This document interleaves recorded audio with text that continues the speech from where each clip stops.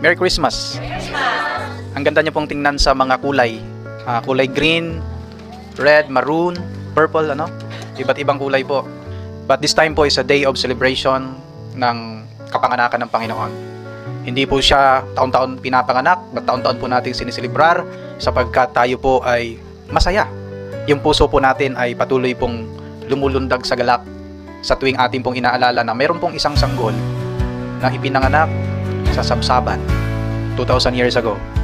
At yung isang sanggol po na ito na pinanganak, siya pong nagbigay pag-asa sa atin lahat. At dyan po sa ating panampalataya sa Kanya, tayo po ay nagbigyan ng buhay na walang hanggan. Yung ating pong paksa sa ngayon ay the promise of a ruler. Ayon sa pag-aaral ay meron pong 250 names sa Biblia na ginamit po ito para po referring to Jesus. Yung mga pangalan po na ito. So malalaman po natin the Messiah, the Savior, Lord, Son of David, Son of the Carpenter. Lahat po ng mga names ho na ito ay patungkol po sa ating Panginoong Hesus. So ito po mga names na ito, bakit ang dami-dami? Sapagkat hindi po isa lamang, hindi po ma-describe ang Panginoong Hesus sa isang pangalan lamang. Sapagkat He is beyond all names. His name is above all names. His kingdom is above all kingdoms. He is the King of kings and the Lord of lords. The Lord of lords. Sino man pong mga Diyos, mga hari, ang ating Panginoong Hesus po ay siyang higit sa lahat. Sa mga panahon po na yon, ang kamanakan ng Panginoon ay uso-uso po yung mga king. Hanggang namang sa panahon na ito, doon po sa Middle East, ay nandun pa rin yung monarchical form of government na mayroon pong hari ang namumuno po sa isang bansa.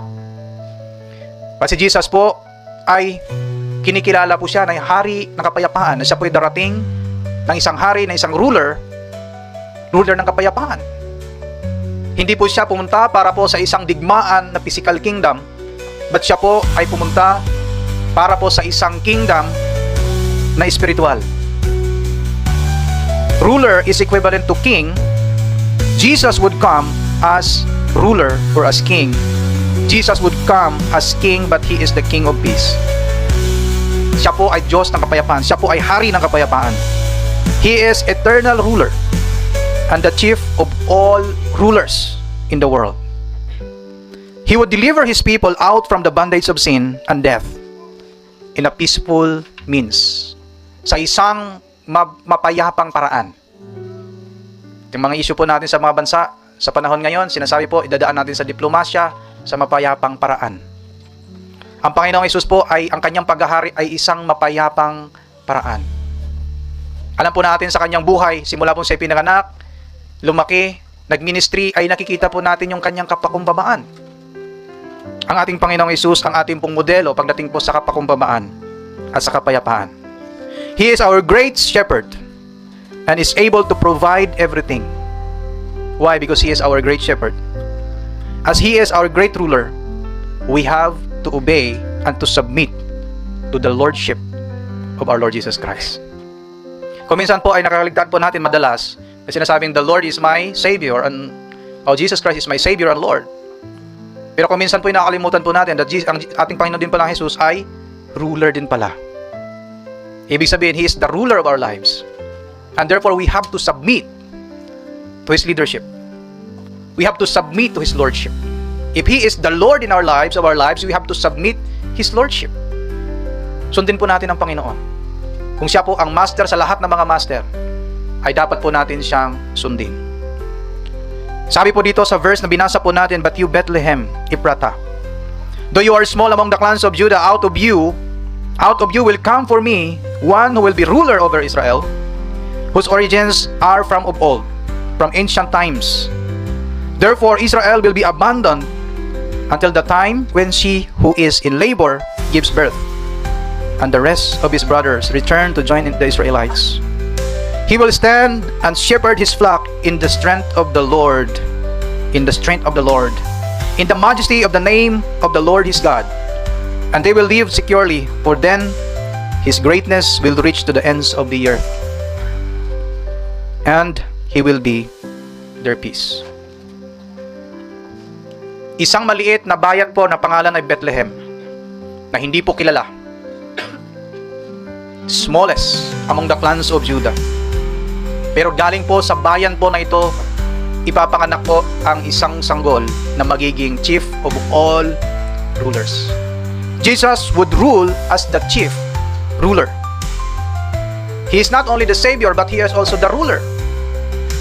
He would rule sa buhay po natin bilang pangulo ng mga ruler. From small and lowly beginning, He would become the chief of all the rulers. Tingnan po natin ang ating sarili. Meron pong mga ilan sa atin po ay pinanganak sa mga kilalang lugar. May ilan sa ating pinanganak nung tayo nasa Pilipinas pa siguro, pinanganak tayo sa St. Luke's Medical Center.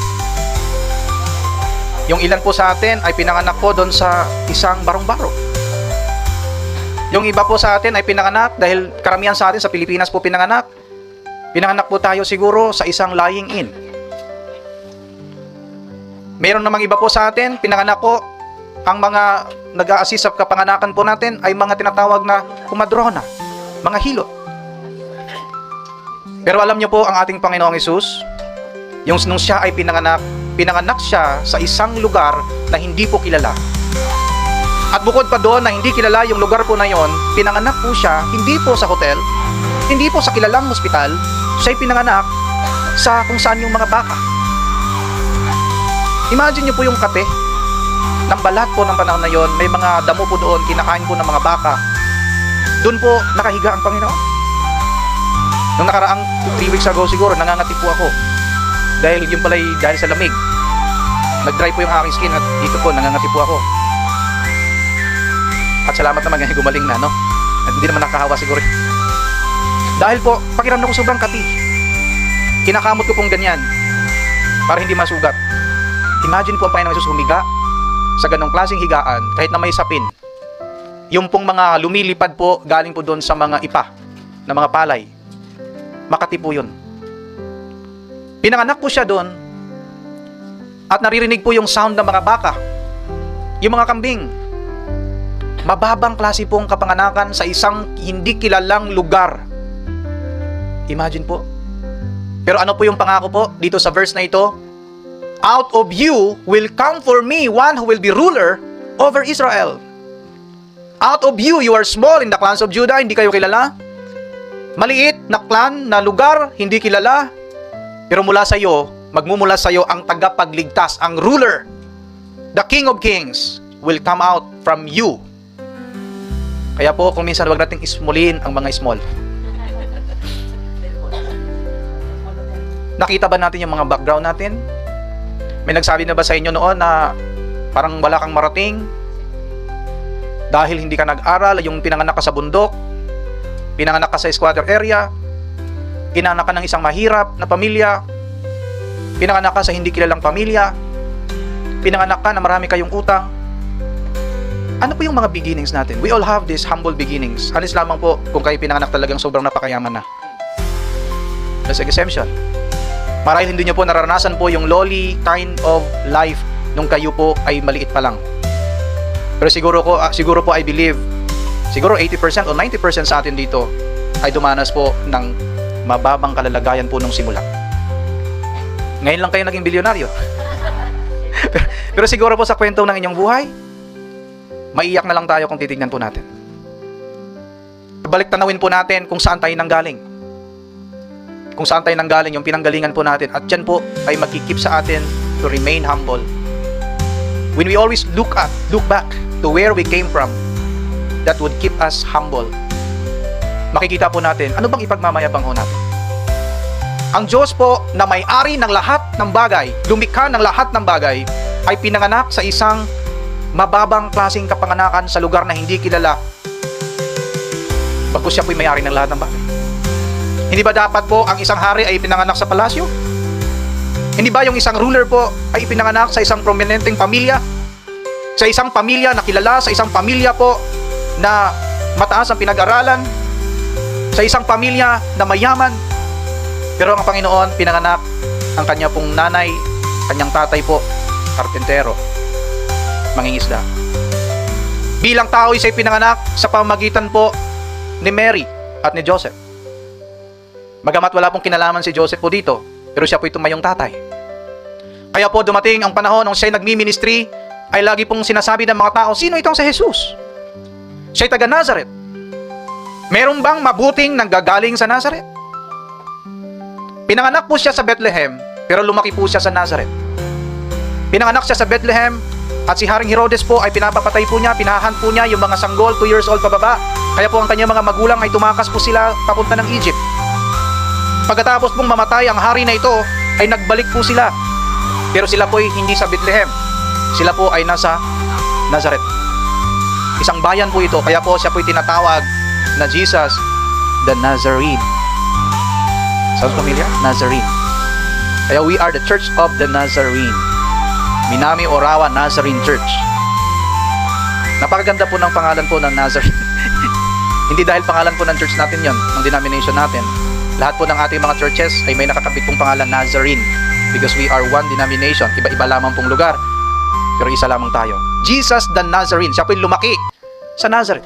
Merong bang mabubuting tao, may kabutihan bang pwedeng manggagaling sa isang bayan na Nazareth? Pero alam niyo po, ang ating pong tagapagligtas, ang Diyos na makapangyarihan sa lahat, ay nagmumula po sa isang lugar po na ito. Jesus is the King of Kings. He is the chief cornerstone. He is the chief ruler. He was born in the smallest clan of Judah, Bethlehem. But Bethlehem means the house of bread. Bethlehem, the house of bread. At tandaan po natin, sinasabi ng Panginoong Hesus that He is the bread of life. I am the bread of life. And He was born in the town of Bethlehem. Bethlehem means bread, house of bread. Pero nakikita po natin sa pagsisimula ng kanyang ministeryo, He was hungry. May mga pagkakataon po na siya naglilingkod, nagmi-ministry, nagpapagaling ng may mga karamdaman. He was hungry. But He is the bread. Nakita niyo po yung kaibahan? He is the bread, yet He is hungry. Hindi dapat po talagang busog na busog. He is the bread of life. Pero alam niyo nangyari? Naranasan po niya yung paghihirap po na ito. Siya po ay naging tao para po tayong lahat ng mga tao ay maunawaan at iligtas tayo at mabigyan ng buhay espiritual. Ang Diyos na espiritu ay naging tao para ang mga tao na mayroong laman at buto ay magkaroon ng espiritual na buhay. Dahil sa kanyang pagiging tao, nagkatawang tao siya, tayo po'y nagkaroon ng espiritual na buhay. Imagine po kung ang Panginoong Hesus ay hindi nagkatawang tao, we don't have hope. Wala tayong spiritual na buhay. Why? Because our spiritual life are dead because of our transgression. We were all dead according to Ephesians chapter 2. We are all dead because of our transgression. Pero dahil po sa kabutihan po ng Panginoon, kagandahang loob ng Diyos, tayo muling nagbigyan ng buhay na walang hanggan sa pamamagitan ng panampalataya, hindi dahil sa ating pong mabubuting gawa, kundi dahil sa panampalataya po natin sa pangalan ni Jesus. Ang isang hari po na ipinanganak sa sabsaban, ang siyang naging tagapagligtas po natin. He is the chief of all rulers. As the chief of all rulers, the King of Kings, all the kingdoms of the world will bow down to Him. Dito ang ating pong buhay po, we have to bow down to the chief ruler. Araw-araw. Isipin po natin, mayroon tayong Diyos na siya po ang nagdidirect dapat sa buhay po natin. Siya yung naggagabay po dapat sa buhay natin. We are no longer, sabi ni Pablo, it is no longer I who live, but Christ lives in me. Why? Because He is the chief ruler. Hindi na ako ang nabubuhay, kundi ang Diyos, ang Panginoong Hesus ang nabubuhay sa akin. I've been crucified with Christ. Hindi na ako ang nabubuhay, kundi ang Diyos ang nabubuhay sa akin. Jesus would rule as eternal ruler. Sabi po dito, whose origins are from of old, from ancient times. Jesus Christ is eternal King. He is God even before the world was created, even before the time began. God, o Jesus, is already God. Hindi po siya nag-i-exist sa panahon lamang po na siya'y pinanganak 2,000 years ago at namatay po siya at the age of 33. Meron pong nagsasabing, anong edad daw pong namatay si Jesus? Sabi ko, 33. May mga nagsasabi po, hindi 33. Kasi po daw nung nakabayubay sa krus ng Kalbaryo, sabi po, I am 30. I am thirsty. Maiksi lamang po yung buhay niya. 33 anyos lamang. Spanish po yun. 33 anyos. 33 years young. Very young. Hindi po nagsimula ang buhay niya, pinanganak siya sa Bethlehem, and then 33 years lang siya. But He is eternal King. Siya'y hari na po, siya'y Diyos na po, bago pa man likhain ang panahon. Kailan po nagsimula ang panahon, ang time? From the very beginning, the first day of creation. Ano sinabi po? There would be light. At nagkaroon po ng light. There will be light. At nagkaroon ng light. The first day of creation. Yan ang nagsimula yung time po. Hanggang ngayon, nagbibilang tayo ng time. Nasa common era na tayo, yung Anno Domini, after death. So ilang henerasyon po yon, ilang years, thousands of years from the creation hanggang sa panahon natin ngayon. May nagsasabi po that billions of years na daw po yon.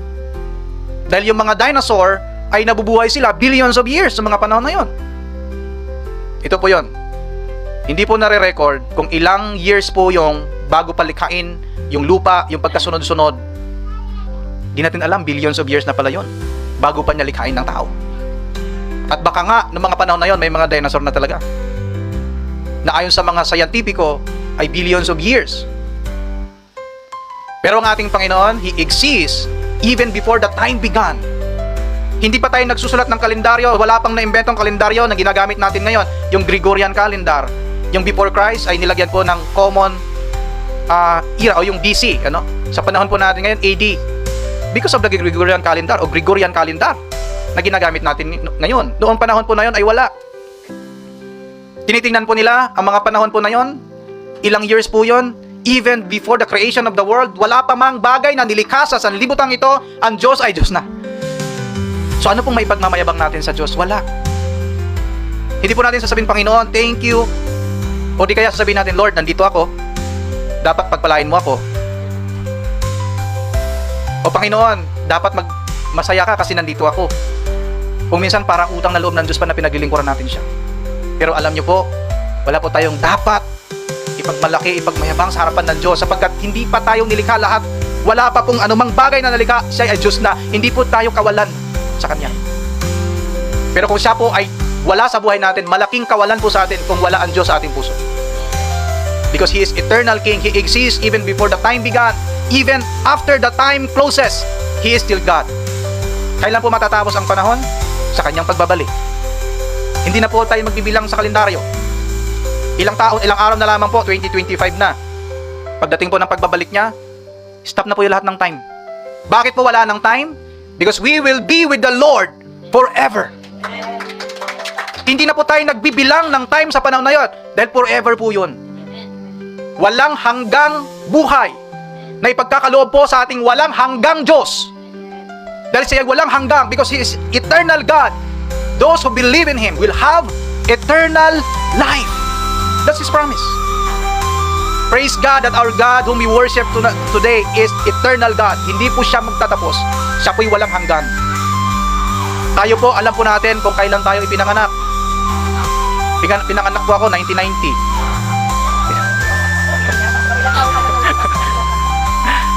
Kayo po'y pinanganak, hindi tayo nagkakalayo. 1980. Pero alam po natin kung hindi po natin alam hanggang kailan tayo. Alam natin yung simula, yung wakas hindi natin alam, pero sigurado tiyak tayo na mayroon tayong wakas. Pero ang ating Panginoon po, eternally nandun na po siya. Yung ating sinisilibrar ngayon, sinisilibrar natin yung kanyang pagiging tao. Na naging tao po siya, ipinanganak po siya 2,000 years ago. Para tayo po'y mabigyan ng eternal life. He is eternal Lord, eternal King. Siya po'y Diyos magpakailanman. Siya po yung sinasabi po, from of old, the origins are from of old. Siya po yung sinasabi po sa Genesis chapter 3 verse 15, the seed of a woman. He is the seed of a woman. Yung seed po ninyo at yung seed po ng serpent at magkaroon po ng digmaan, sila'y mag-aaway. Kakagatin niya ang sakong, dudurugin mo rin ang kaniyang paa, ang kaniyang ulo. At alam niyo po, Jesus was able to destroy the head of the serpent during His death, His resurrection from the dead. Sa kanyang buhay, binigay niya ang kanyang buhay at siya'y muling nabuhay. Nagtagumpay ang Panginoon. Ang ulo po ng serpent, ang ulo po ng kaaway ay nadurog at tayo po ay mananagumpay dahil po mananagumpay ang Diyos na sinasamba natin ngayon. Because He lives, we can face tomorrow. Because He live again, we have hope of eternal life. Nagkaroon po ng kompleto ang pangako ng Diyos, completeness sa pangako ng Diyos nung tayo, nung siya'y muling nabuhay. At tayo po ay hanggang ngayon, kahit na tayo po ay buhay pa rin hanggang ngayon, na natili tayong nagpumaasa sa Panginoon sa kanyang muling pagbabalik. Pangatlong bagay po, Jesus would rule as a deliverer. Deliverer.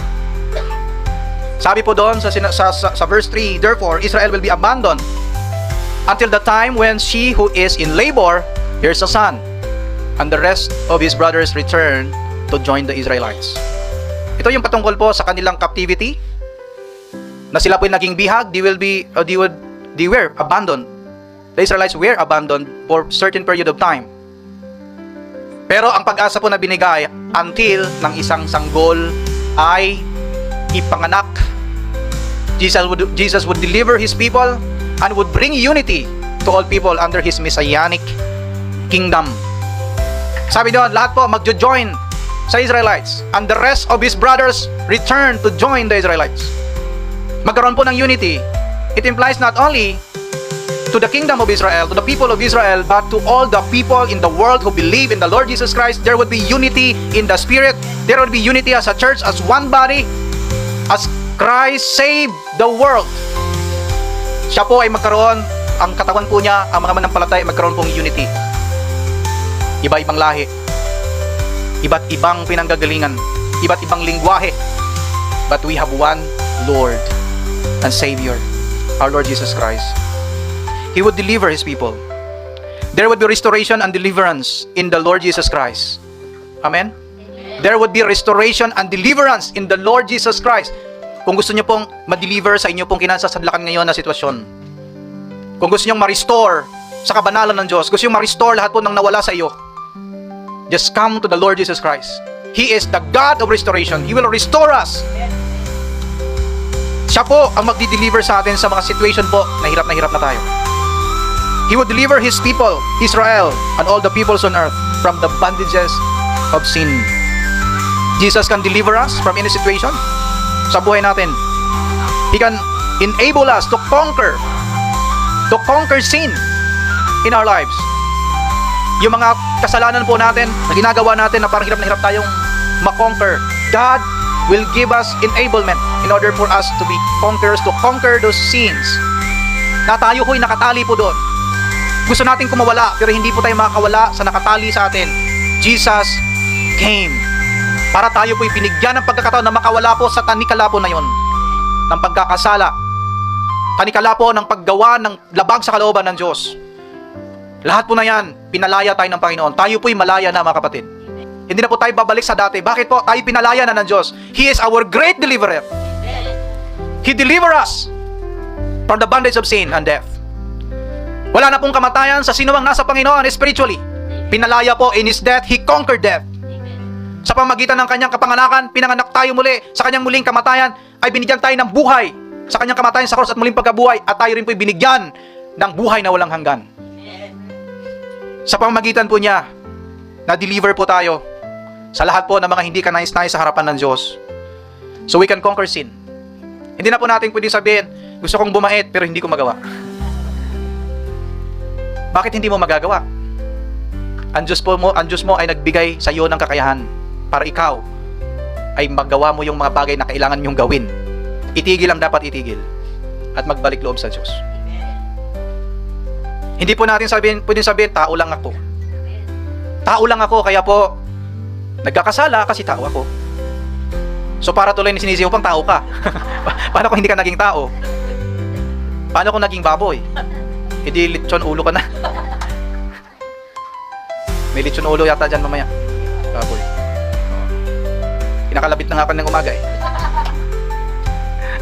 Hindi po natin pwedeng sabihin na dahil tao tayo, ay nagkakasala tayo, ang Diyos ay nagbigay sa atin pong kakayanan to live above sin. To live above sin. Kaya natin mapagtagumpayan. Bakit? Pinalaya ka na ng Diyos. Pinalaya ka na ng Diyos. Hindi ka na nakakulong. Hindi ka na nakatanikala. Ikaw ay malaya na sa Panginoon. Hindi malaya para gumawa ng kasalanan. Bagamat tayo po ay may choices. Pero ang katotohanan po niyan, ang Diyos ay nag-guide sa atin para tayo gumawa ng mabuti at kalugod-lugod sa Kanya. He is our great deliverer. Kung titignan po natin, yung pong kwento po ni Joseph the Dreamer, ang kanya pong kwento, siya po'y rejected by his brothers. He was rejected by his own brothers. Pero siya po'y ginamit po ng Diyos para i-deliver ang kaniyang pamilya from the severe famine. Siya po ang nagligtas. At sila po'y lumabas from Egypt po na pinagpala ng Diyos. Jesus was a rejected king, is a rejected king during his time. Pero yung rejected king na to, ang siyang nagpapalaya sa lahat ng tao. Kaya be careful po, ano yung mga nire-reject natin? May mga nire-reject ba tayo na underestimate natin yung mga tao? Meron bang panahon, mga times sa buhay natin na ina-underestimate natin yung iba, ang kakayanan nila? Na sinasabi ho natin, hindi niya kaya. Hindi niya kaya. Ang Panginoong Hesus, inabandon siya, nireject siya as king. Nung nalaman po nila ng mga Israelites na sinabi po, ano ba itong klaseng hari na ito? Hindi pala siya matibay na hari. Hindi siya lumalaban. Pumasok siya sa Jerusalem, sakay po yung donkey, hindi kabayo. Bakit hindi kabayo? Bakit donkey? Because he is the king of peace.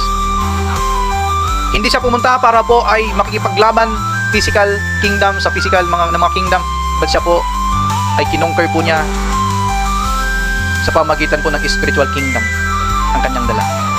Dineliver po niya ang lahat, hindi lamang Israel, lahat ng sumampalataya sa kanya. Hindi ba po magandang isipin na tayo malaya? Sabihin mo sa iyong katabi, malaya ka na. Malaya ka. Baka ibang malaya naman yun. Oh. Huwag niyo sabihin sa asawa niyo yan.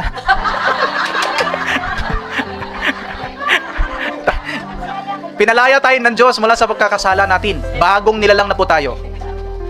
Bagong nilalang na po tayo mga kapatid. May bagong buhay tayo. There meron tayong great deliverer. Pangapat po, Jesus would rule as great shepherd.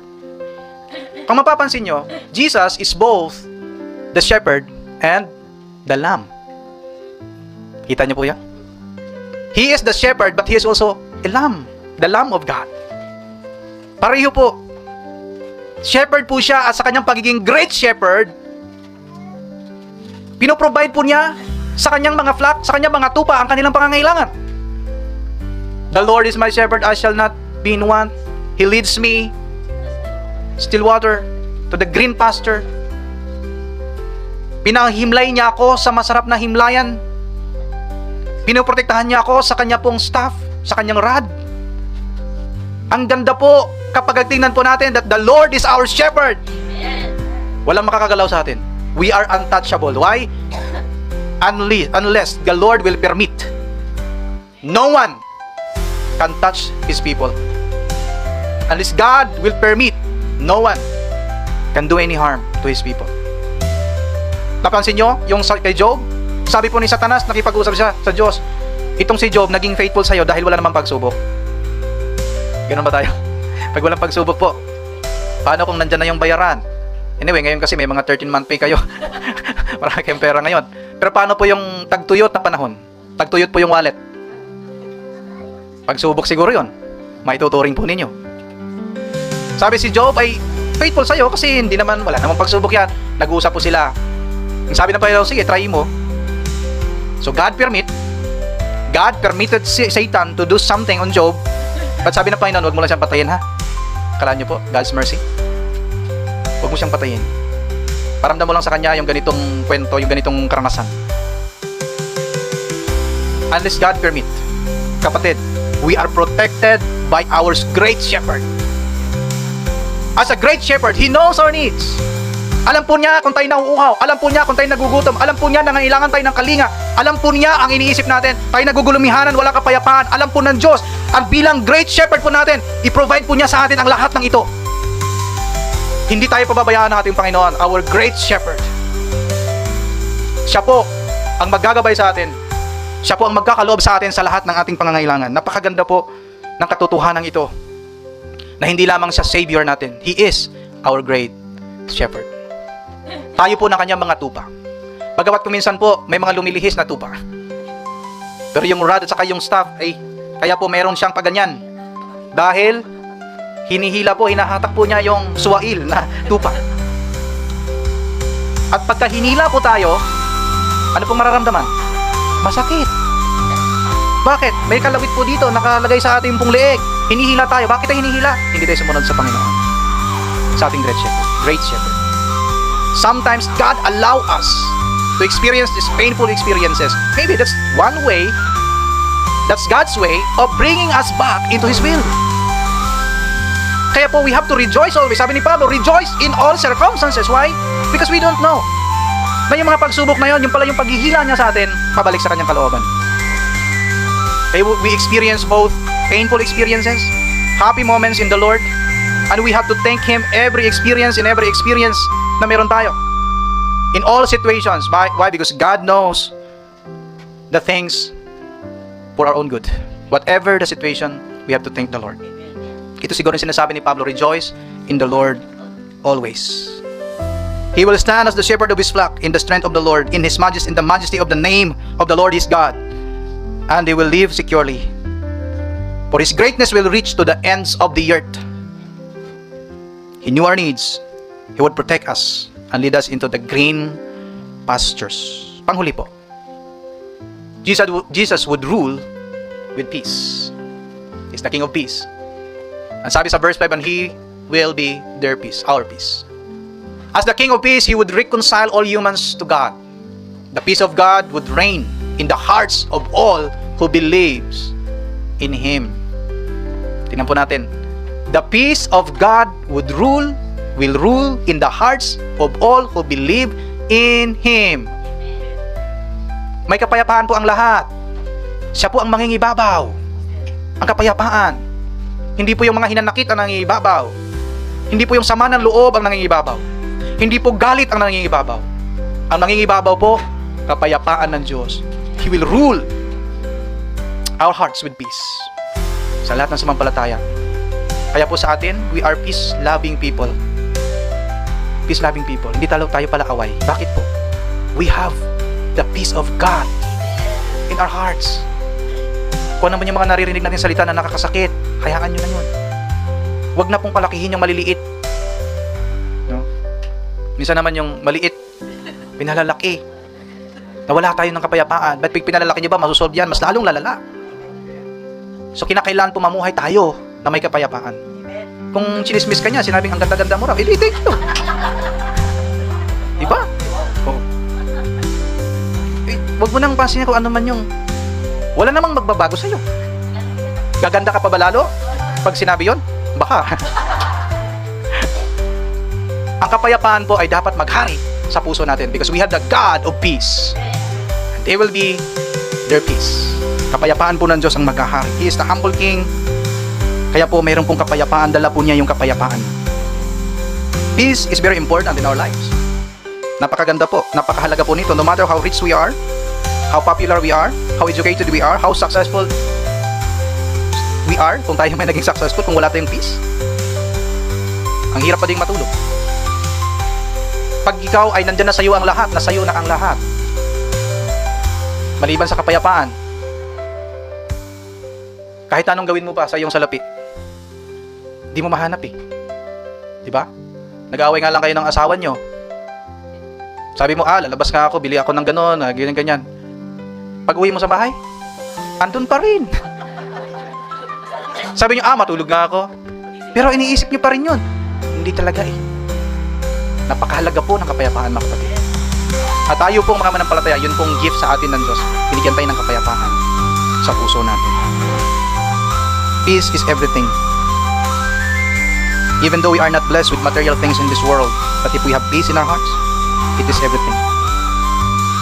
Yan lang pong kailangan. The Lord Jesus Christ would come to earth and into our lives with peace, for He is the Prince of Peace. Prinsipe po siya ng kapayapaan. The Prince of Peace.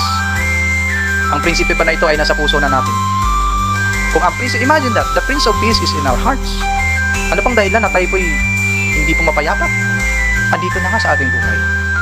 Meron tayong kahinahunan pag tayo po ay merong kapayapaan sa Diyos. At napakasarap pong mamuhay mga kapatid na wala tayong pasan-pasan na anuman pong kabigatan sa ating puso. Napakasarap pong umawit sa Diyos. What a wonderful name it is. Ang sarap pong umawit sa Diyos kung ang ating puso ay wala pong daladalang kabigatan. Punong-puno po ng kapayapaan ang ating buhay. Hayaan po natin na siya po ang manatili sa puso natin. Yung kapayapaan po ng Diyos ay manatili sa ating buhay. He would rule in the kingdom, in His kingdom with peace. He would win the battle in peace. Through surrendering His life to the hands of sinners and through surrendering our lives to Him, we won the battle. We will win the victory. And we can live our lives with peace.